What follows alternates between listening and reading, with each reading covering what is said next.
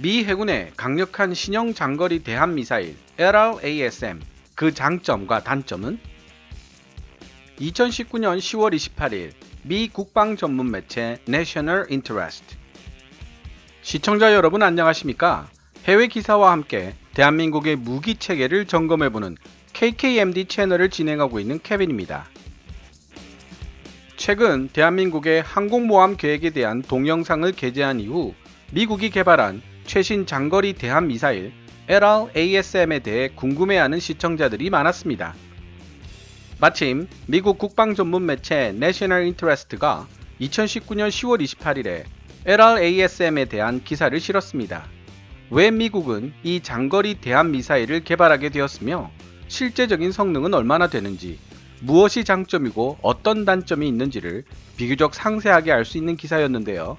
오늘은 이 기사를 번역해서 시청자 여러분들과 함께 살펴보려 합니다. 기사 내용에 굉장히 상세한 설명들이 많아서 제가 따로 보충 설명을 해야 할 부분이 많지는 않습니다. 따라서 기사 번역을 마친 이후 핵심을 몇 가지로 요약하는 수준에서 마무리하도록 하겠습니다. 그럼 내셔널 인터레스트의 기사를 살펴보겠습니다. 제 사견이 아닌 객관적인 기사 내용은 색깔이 어떤 색으로 표시된다고요? 그렇습니다. 노란색 글자라는 점 항상 잊지 마시고요. 1967년 10월 11일 이스라엘 구축함 에일라트가 61톤급에 불과한 이집트 초기함 두 척이 거의 20마일 떨어진 곳에서 발사한 P-15 스틱스 순항 미사일 3발에 의해 격침되었다. 이 사건은 가시선 밖에서 날아오는 장거리 미사일이 미래 해전에서 함포, 어뢰 및 공중에서 투하되는 폭탄을 대체할 수 있는 탁월한 무기로 등장했다는 사실을 전 세계 해군들이 깨닫게 되는 계기가 되었다. 이미 공군에 의해 발사된 독일의 공대함 미사일이 제2차 세계대전 중에 몇 가지 주목할 만한 성공을 거둔 사례는 있었지만 이 사건을 통해 이제는 소형 수상 전투함들도 대함 미사일 발사 플랫폼이 될 수 있다는 사실이 분명해졌다. 10년 후 미국 해군은 AGM-84 하푼 미사일을 도입했는데 488파운드, 약 221kg의 탄두를 가진 이 아음속 미사일은 수면 위 1~2m를 스치듯이 날아가며 전투함, 잠수함 또는 항공기 같은 여러 플랫폼에서 발사될 수 있도록 만들어졌다. 이 하푼 미사일은 터키 해군의 2090 잠수함, 싱가폴 공군의 포커 50 항공기, 그리고 미 해군의 알레이 버크급 초기 모델 구축함 등 수십 개 국가의 여러 플랫폼에서 여전히 운용되고 있는데 하푼 미사일의 대지 공격 버전인 슬램 ER은 지금도 해군 전투기들에게 있어 중요한 원거리 공격 무기로 남아있다. 뿐만 아니라 하푼 대함 미사일은 수많은 소규모 해상 교전에서도 여러 척의 미사일 탑재 함정을 침몰시키는 수운을 세우기도 했다. 하지만 하푼 미사일의 타격 범위는 타입에 따라 70마일에서 150마일로 경쟁 중인 다른 대함 미사일보다 훨씬 뒤떨어진다. 간단히 말해 냉전이 끝난 이후 러시아나 중국의 해전 능력이 그다지 대단해 보이지 않았기 때문에 미 해군은 가까운 거리에서 벌어지는 연안 작전 계획 수립에 너무 집착하는 경향을 보이게 되었다는 뜻이다. 심지어 미 해군은 올리버 해저드 페리급 소형 구축함과 그들의 공격용 잠수함에서 하푼 대함 미사일 발사 능력을 아예 제거해버렸고 후기 버전의 알레이 버크급 구축함에도 장착해 놓지 않았다. 미 해군의 수상 전투함들은 결국 장거리 SM-6 미사일을 통해 대공, 대함 동시 공격 능력을 얻었지만 SM-6 미사일들은 140파운드, 약 63.5kg의 소형 탄두를 사용하기 때문에 대형 함선 공격에는 최적화되어 있지 못한 것이 사실이다. 한편 러시아와 중국은 비교 가능한 미국의 대함 미사일보다 뛰어난 성능을 지닌 대함 미사일들을 개발했는데 이들 중 다수는 미사일 방어망을 극복하기 위해 음속을 돌파하는 속도와 회피 기동을 할 수 있도록 특별히 설계되었다. 대표적인 예로는 램제트 추진 방식을 사용하며 최대 370마일, 약 595km 떨어진 해상 목표물을 향해 음속 2배 반의 속도로 손살같이 비행하는 러시아 P-800 오닉스 순항 미사일, 충돌 전에 S자 모양의 회피 기동을 하는 6,000파운드, 약 2,721kg의 무게를 지닌 러시아 인도 합작 브라모스 미사일, 종말 단계에 접근해서 마하 3까지 가속하는 칼리브르 순항 미사일의 변형 형태인 중국의 YJ-18 미사일 등이 LRASM은 어떤 대함 미사일일까? 미 해군은 마침내 공격적 대함 무기 Offensive Anti-Surface Weapon 개발 프로그램이라는 이름 아래 미 공군이 이미 사용 중이었던 무기를 개조해 차세대 대함 미사일로 생산하는 작업에 뛰어들었다. AGM-158 합동 공대함 장거리 미사일은 사정거리가 230마일, 약 370km이며 스텔스 기능을 갖추고 수면에서 1, 2m 높이로 날아가 정확하게 목표물을 타격하는 능력을 갖춘 공대함 순항 미사일이다.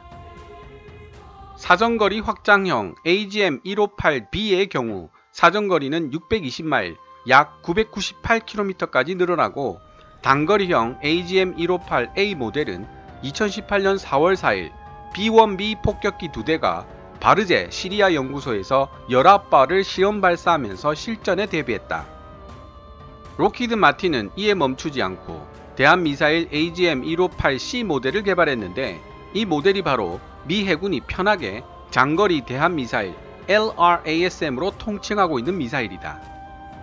미리 탐지가 되어도 극초음속의 빠른 속도로 전투함의 방공 시스템을 무력화시키는 것이 러시아식 대함미사일이라면 미국의 LRASM은 적의 전투함이 미사일 타격 직전에야 알아차릴 수 있을 정도로 은밀하게 접근하는 능력을 특징으로 한다. LRASM은 기본 모델인 AGM-158 미사일의 관성 항법 장치 및 전파 교란에 내성을 지닌 GPS 항법 장치, 고효율 F107 터보팬 엔진, 하프 미사일 탄두 무게의 2배 이상인 1,000파운드, 약 454kg 무게의 관통형 파셋 탄두, Penetrator Fragmentation Warhead를 보유하고 있다. 그러나 합동 공대지 장거리 미사일 제즈미 타격 목표로 삼도록 설계된 지상 목표와는 달리 전함은 언제든지 이동할 수가 있다. 따라서 장거리 대함 미사일 LRASM은 다수의 센서를 탑재하고 있어 적의 전투함을 자동으로 검색하고 식별하는 동시에 레이더 프로파일을 미사일 내 데이터베이스의 데이터와 일치시켜 민간 선박과 아군 함정 또는 우선순위가 낮은 적 함정을 분류한다. 이 미사일은 또한 주간, 야간 카메라 자료 등 데이터를 쌍방향 데이터 링크를 통해 미사일 발사 플랫폼으로 다시 전송하며 이렇게 서로 주고받는 데이터 링크를 통해 LRASM은 비행 코스를 자유롭게 수정할 수 있다. LRASM은 먼저 발사 플랫폼으로부터 전송받은 표적 데이터를 사용하여 발사되며 중간 고도에서 목표물을 향해 접근한다. 그러나 데이터 링크가 교란될 경우 LRASM의 유도 알고리즘은 외부 유도 없이 목표물을 향하여 곧바로 나아가거나 진행 경로상 존재하는 중립적 혹은 적대적 선박을 회피하여 비행하는 기동을 가능하게 한다.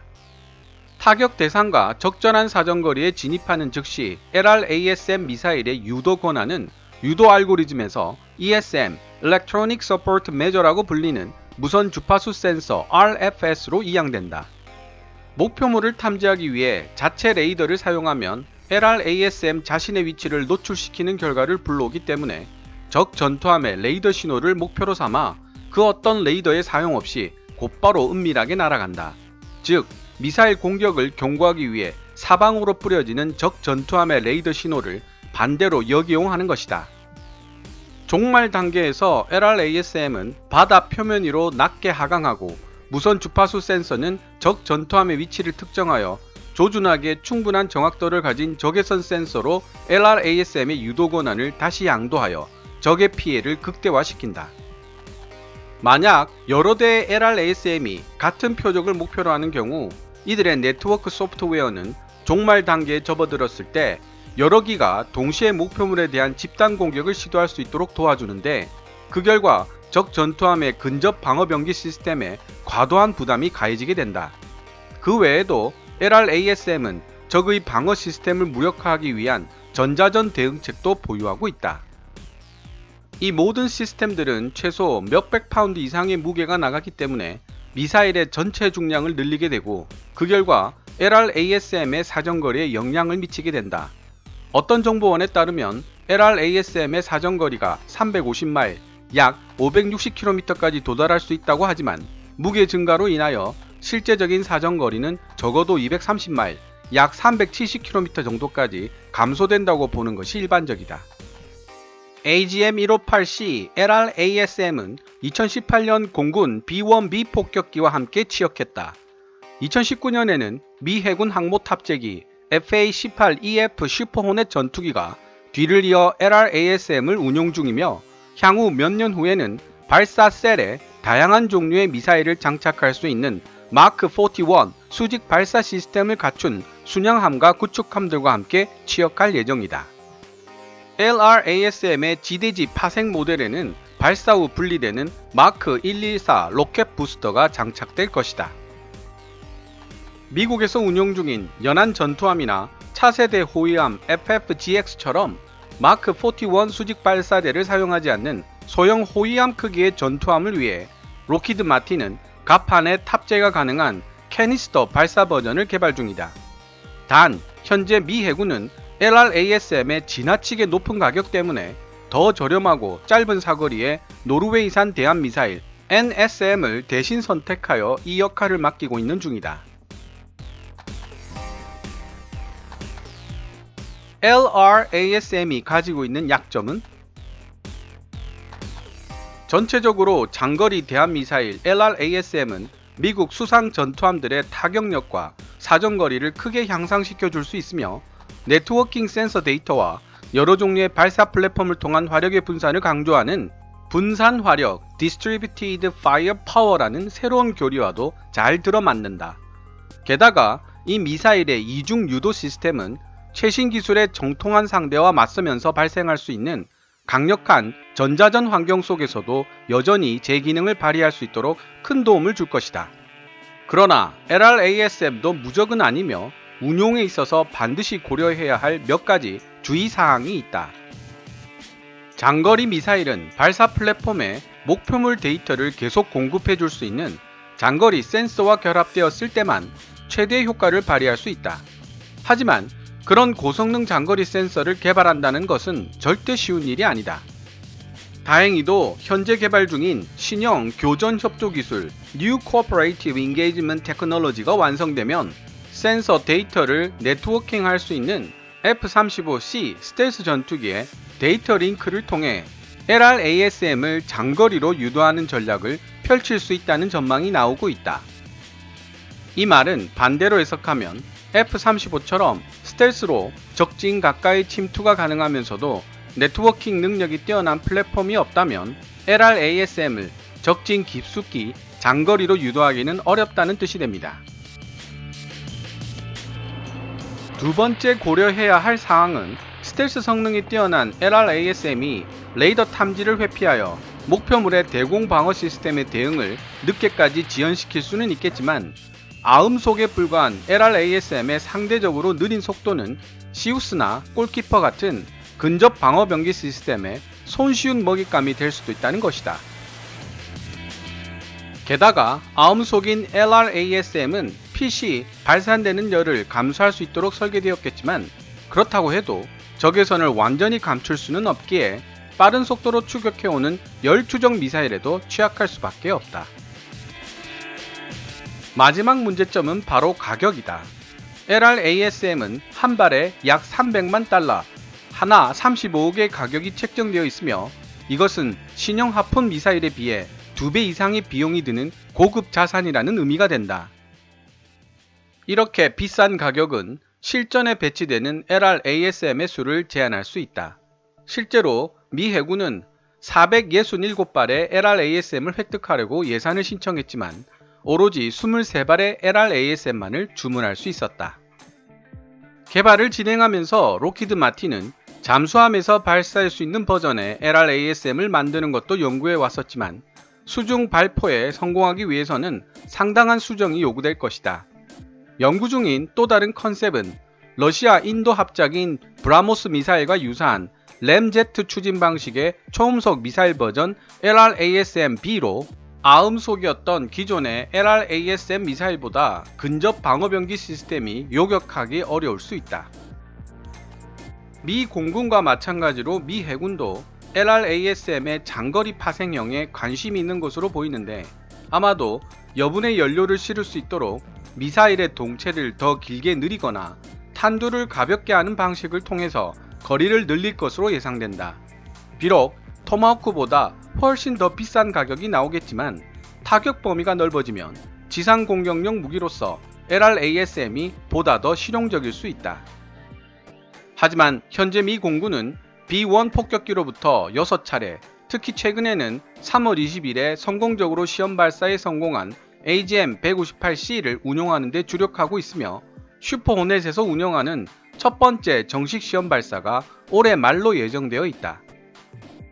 인공지능을 사용하는 유도 알고리즘 때문에 사이버 보안에 대한 우려와 LRASM의 무선 주파수 센서 RFS의 성능에 문제가 있다고 지적하긴 했지만, 미국 시험평가부는 2017년 연례 보고서에서 비교적 만족스럽다는 반응을 보였다. 제2차 세계대전이 끝난 이후 나라 간 대규모 해전은 비교적 드물었다.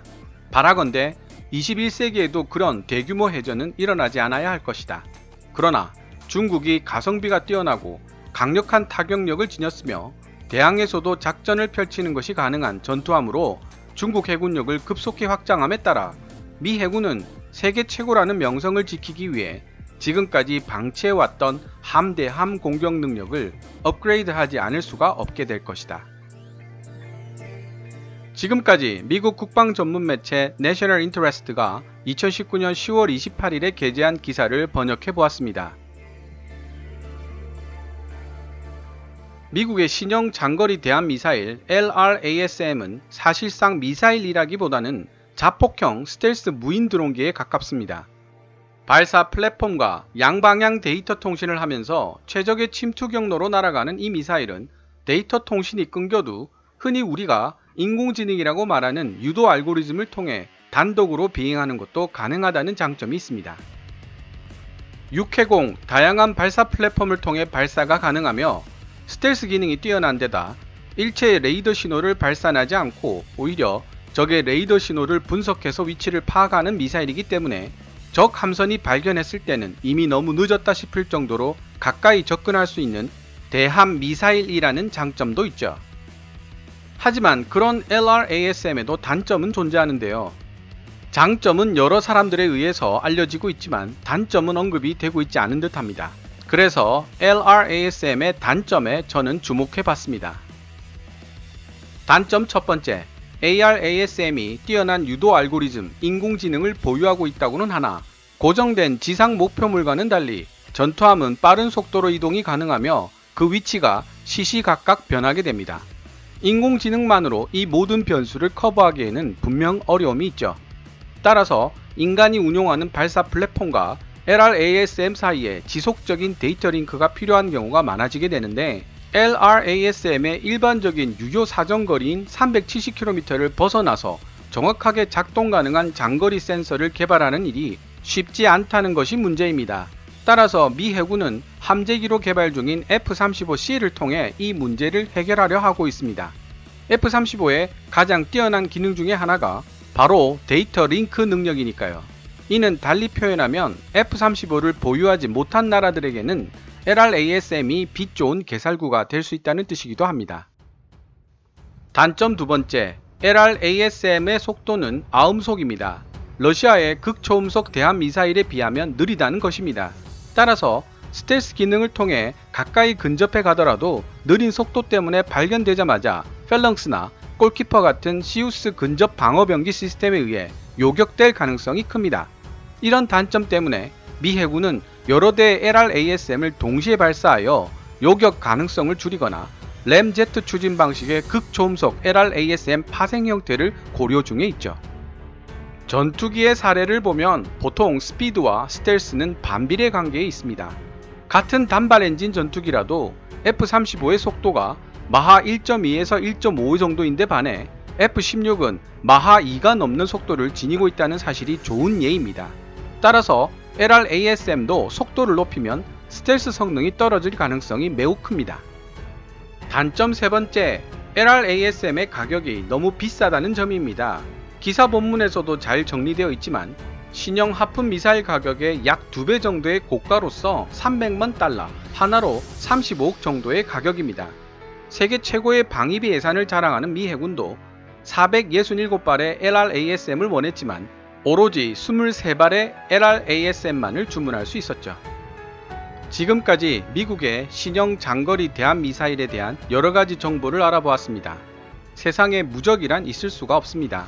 LRASM이 있기 때문에 중국이나 러시아 항모를 걱정할 필요가 없다고 말한다면 반대로 항모를 가장 많이 보유하고 있는 미국의 대응을 생각해 볼 필요가 있습니다. 미국 레이시오는 항모와 전투함들을 대한미사일로부터 보호하기 위해 ESSM을 개발했습니다.